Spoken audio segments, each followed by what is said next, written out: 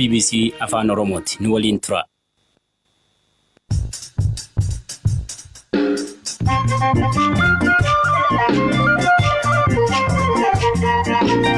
Baga kabaja ayyaana irreechaan isin gahee hordoftoota keenya sagantaa raadiyoo BBC Afaan Oromoo jimaata galgalaa daqiiqaa 15f turtii taasisnu eegalleerra. Turtii gaarii.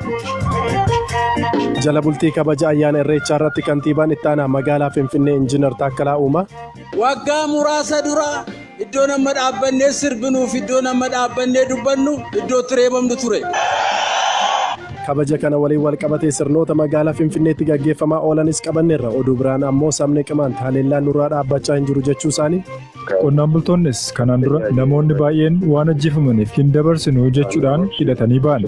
Paartileen siyaasaa 70 ta'an nyaata lagachuu dandeenyaa jedhan haaldureewwan boordiin filannoo baase irratti oduu addunyaan itti ooltee gaggabaabsee hirphaa gammachuu isinitti hima. Turtii gaarii.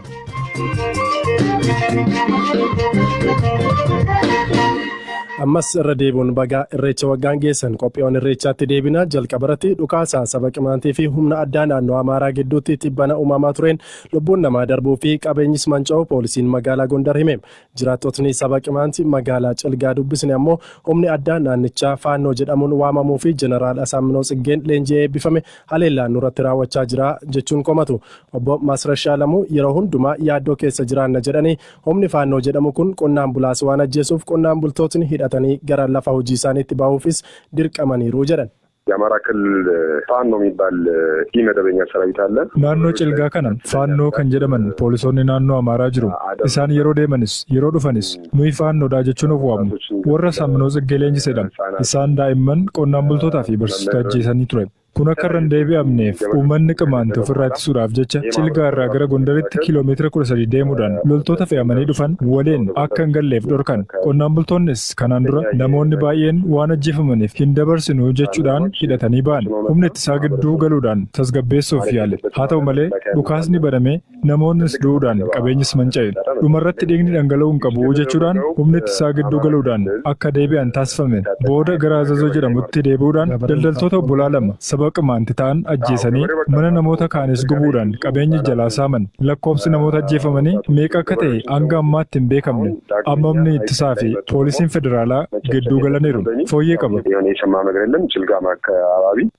Namootni mana keessa osoo jiranii humni addaa naannoo Amaaraa walumaan gube oduu jedhu ilaalchisee ammoo jiraatan magaalaa Gondar biraan qaama hidhatetu mooraa sana keessa ture jedhan.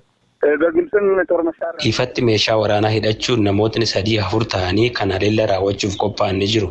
Mana dargaggoonni deeman hundinuu meeshaa waraanaa qabachuun dahoo mooraa isaanii keessatti qotachuun qophaa'aa kan turanidha. Isaantu dhukaasa bane.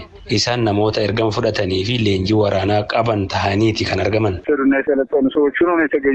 Dhimma kanarratti itti gaafatamaan qajeelcha poolisii magaalaa Gondar Komaander Saxxaw Sirgoo amma nageenya magaalichaa fooyyee qaba jedhanii mana keessatti namni gubatee hin jiruus jedhan. Namoonni mana keessa osoo jiranii hin gubanne mana keessa taa'anii dhukaasa bananii ture. Humni dheekkamee dhufe manicha gubuuf yaalanii turan akka hin gubanne dhaamsameera. Namoonni ajjeefaman kunneen bakkee ba'anii osoo dhukaasaniiti kan alatti rukutaman. Guutummaa guututti jechuu baannus amma birqabaan nageenyi fooyyee qaba. Sodaan akkuma jirutti ta'ee jechuudha. Humni ittisaa jira. Humni addaa keenyaas bakka qabatee jira. Poolisootaa fi milishoota keenya dabalatee. የልዩ ኃይላችንም ቦታ ቦታ ይዟል. Imbaasiin Ameerikaa Finfinnee jirus dhukaasaa fi rakkoo nageenya naannoo Gondar waan jiruuf yeroodhaaf imala garasitti taasisuu hundaa akka dhaabeeru ibsa baasee ture.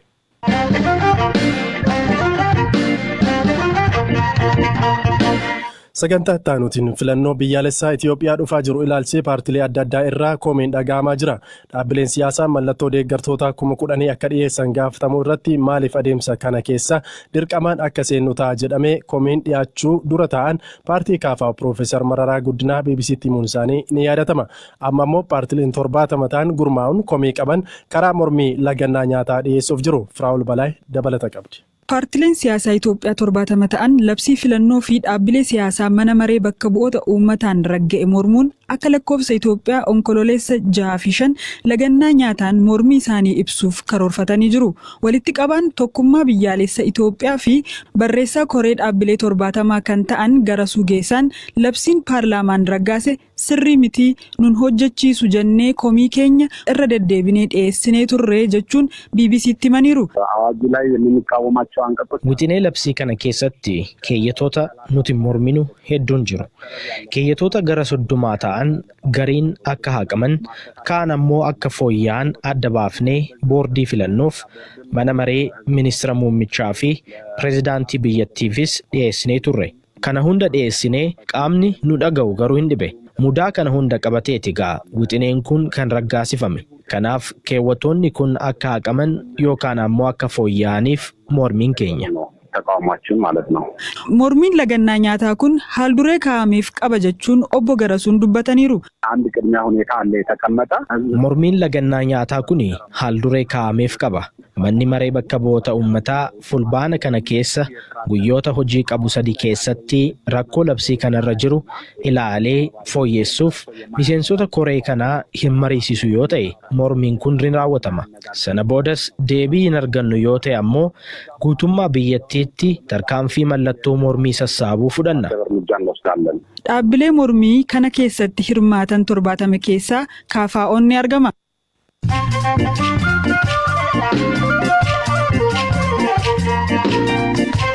Kun sagantaa raadiyoo BBC Afaan Oromoo magaalaa Naayiroobii irraati isiniitiif darbaa jirudha. Amma oduuwwan gaggabaabaa hirphaa gammachuu irraatti dhageenya. Galatoomii Zalaalam paartiin warraaqsa saba Amaaraa ABN uummata Oromootiin baga ayyaana irreechaa geessanii jedhan.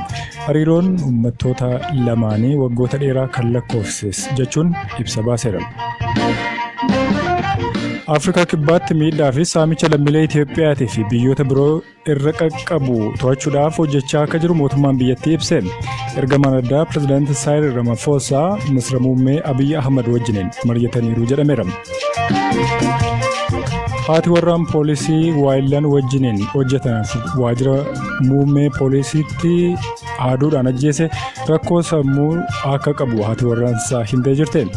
Mikaa'el Harper ga'eessi ganna 45 aleellaa Paarisitti qaqqabsiiseen lubbuu poolisootaa galaafachiisaatu yaadatama. Xayyaarri Yuukireen buufata Lviv jedhamutti ture boba'aa guuttachuudhaaf otoo jedhuu kufee caccabuudhaan lubbuu namoota 5 dabarse. Xayyaarri mi'a geejjibu kun Ispeen irraa gara Tarkiitti balali'aa tures jedhameera. Dimokiraatik Rippaabilika Koongootti namoonni 1,000 caalan weerara dhibee Iboolaa irraa bayyanachuun fayyuu isaaniitu himame. Namoonni bayyanatan dhibicha to'achuu keessattis qooda isaanii gumaachuun himamee jira. Maayirrattis qocaan jaarraa 3 oliif Naayijeeriyaatti jiraatte xiqqoo dhukkubsatteetu duutee jedhame. Dacheerra waggaa 344 erga jiraattee booda lubbuun ishee darbuutu himame. Umurii qocaa isiniif haa kennu.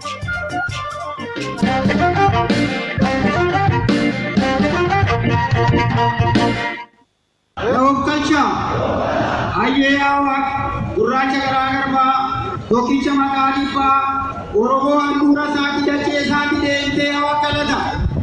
Irreessi kun irreessa nagaan haa ta'u, bakkaa kan abbaa haa ta'u, dachee kan abbaa haa ta'u, injifannoo kun injifannoo guutuu. Kabaja jala bultii ayyaana irreechaa hora Finfinnee irratti eebba abbaa gadaa Tuulamaa Goobanaa Hoolaati kan dhageenye. Handhuura Oromiyaa magaalaa Finfinnee dirree masqalaatti jala bultiin ayyaana irreechaa agarsiisa garaagaraan kabajamaa ooleera. Sirna kanarratti kantiibaan itti aanaa magaalaa Finfinnee Injiinar Taakkalaa Uumaa akkas jedhaniiru. Waggaa muraasa dura iddoo nama dhaabbannee sirbinuuf iddoo nama dhaabbannee dubbannu iddoo tireebamnu ture. Iddoo nama dhaabbannee bareennee uummata addunyaatti kaayyoo fi aadaa keenya akka lammii Itoophiyaatti agarsiisaa turre 2-3 taanee deemnee afaan keenya dubbachuun hin danda'amu ture. Akkuma Oromoon jedhu bada malee iddoon ijaan badoo akkuma jedhamu hora Finfinnee burqaa Finfinneetti baga nagaan wal agarsiisanii jechuun barbaada. Kabaja irreecha hora Finfinnee fi Bishooftuu wal duraa duubaan gaggeeffamuuf keessummootni kutaalee Oromiyaa garaagaraa fi naannolee irraa magaalaa Finfinnee galaa jiru.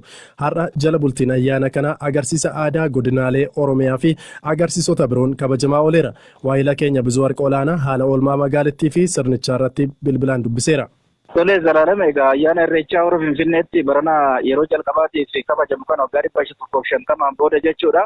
dheengadda irraa jalqabeeti dargaggoonni godinaalee Oromiyaa adda addaa irraa dhufanii magaalaa Finfinnee kan seenaa kan turani. Edda inumaa galgala dargaggoonni bakka adda addaatii dhufan hedduun naannoo addabaabayii masqalaa kana akka bulanillee ganama namoonni hedduun as bulle jedhanii nutti man arginee jirra. Har'a ganamarraa eegalee ammoo konkolaattonni karaa addabaabayii masqalaa kanaan darban daandiin konkolaattotaaf cufaa ture kallattii maraanii dargaggoonni hedduun immoo addabaabayii masqalaa kana keessa naanna'anii qulqulleessaa turanii dargaggoonni hedduun immoo kan waaree booda dhufan jechuudha. Dhiichisa godinaalee adda addaa agarsiisaa turanii akka ta'insi naannoo addabaabayii masqalaa kana seenuudhaaf taasifamullee daran cimaadha. Poolisoota federaalaa fi qeerroowwan gurmaanii haala gaariidhaan namoota gara kana dhufan qulqulleessanii sakatta'aa yoo jiran ni mul'ata. Sakatta'insa waliitiin wal qabatee dargaggoonni yookaan foolleewwan kanaan dura leenjii fudhatanii qophaa'atii turan akka jiran himamaa ture. Isaan kunneenis keessatti hirmaatanii jiru guyyaa har'aa kana. Sakatta'insi gara addabaabayii masqalaa kana dhufuudhaaf sakatta'insi iddoo 2-3tti mudata. Namni tokko yoo manaa bahee garaan dhufu jechuudha. Jalqaba irratti poolisoonni federaalaa ni sakatta'u. Saniin alatti immoo bakka jala bultii kanatti yeroo dhiyaatu qeerroowwan tarree galanii irra deebiidhaan kan sakatta'an jiru. Karaa hundumaanuu namni odoon sakatta'amiin gara addabaabayii masqalaa kana waan hin seenneef haala sakatta'insaa kun qindoomina keessumaa poolisii federaalaa fi qeerroowwan gidduu jiru haala gaarii ta'eeti kan mul'atu. Mee sagantaawwan galgala kana gaggeeffaman immoo maal fa'i isaan kanneen osoo nutti himte? Waaree booda keessumaa naannoo sa'aatii 8 irraa jalqabee sagantaan jala bultii ayyaana irreechaa kun jalqabees kan jiru. Sagantaawwan kana keessa ammoo agarsiisni keessumaa fardeeniin weelluun ijoollee akkasumas immoo dhiichisni godinaalee adda addaa eega dhiyaateen booda naannolee ollaa irraa agarsiisni aadaa kun dhiyaateeti kan jiru. Kanaan alattis cuukkoon rikardii qabata jedhamee eegamu. Cuukkoon kiiloomeetira 4 dheeratus sagantaa jala bultii kanarratti dhiyaateeti kan jiru.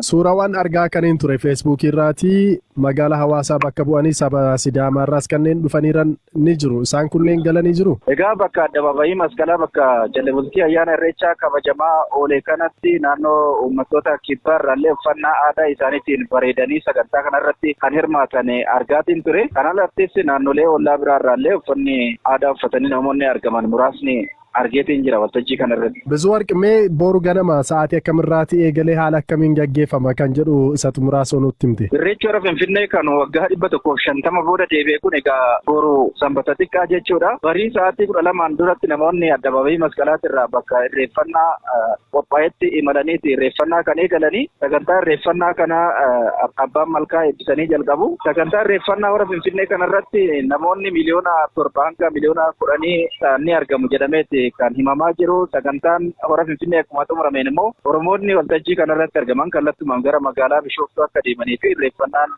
hora Bishooftuu immoo sanbata guddaa akka itti fufu ni eegama. Ayyee Bizuu Warqi Olaanaa gabaasaa magaalaa Finfinneerraa nu biraan dhaqqabsiisteef guddaa galatoom. Xumura irratti namoota irreecha irratti hirmaachuuf magaalaa Finfinnee jiran miira isaanitti dhagahamee gaafannee turre. Ani beekaa bultoo Asaffaan Jedhamaa jiraataa magaalaa Finfinneeti. Maal jedhee gammachuu xiqqaamti gammachuu guddaa. Waggaa lamaan dura har'aa kallattii kan asitti uummataan wal beellamne gad dhufaa otoo jirru namoonni qabamee reebbamaa jira. Abjuu fakkaata maal godha akkamitti wal bira qabeessitti himuu danda'u. Guyyaa sanii addunyaa walitti dhibbattee turte akkanatti har'a garuu bal'atee kana geenya jirraan jira. Baay'ee ulfaataadha akkam jedhee wal bira qabuu dandeenya. Maqaan kee Yaayidaa Ismaa'eel Harargee bahaa magaalaa Dirreedawaa irraa himuuf.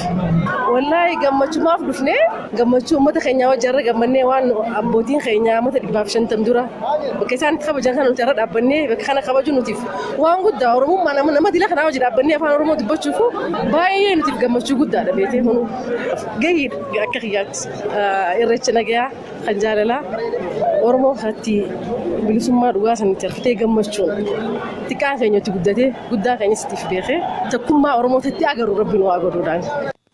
Irreecha bara kana irratti keessummootni biyyoota garaagaraa irraatis irratti argamu jedhameeti kan eegamu. Dilbata immoo irreechi hora Harsadee Bishooftuutti kan kabajamu ta'a. Irreecha milkii isiniitiif haa ta'u. Sagantaa keenya har'aatiif qopheessinee asuma irratti xumurreeti kan jirru kabajamtoota dhaggeeffattoota keenya torban gaarii isiniitiif hawwinaa odeeffannoowwan dabalataatiif marsariitii keenya BBC Afaan Oromoo.com akkasumas karaa fuula Feesbuukii keenyas odeeffannoowwan argachuu ni dandeessu. Qopheessitoota sagantichaaf Raafoolii Dhugaasaa waliin ta'uun saganticha kan isiniif dhiyeesse Anzalaalam Taaddisaati ayyaana gaarii.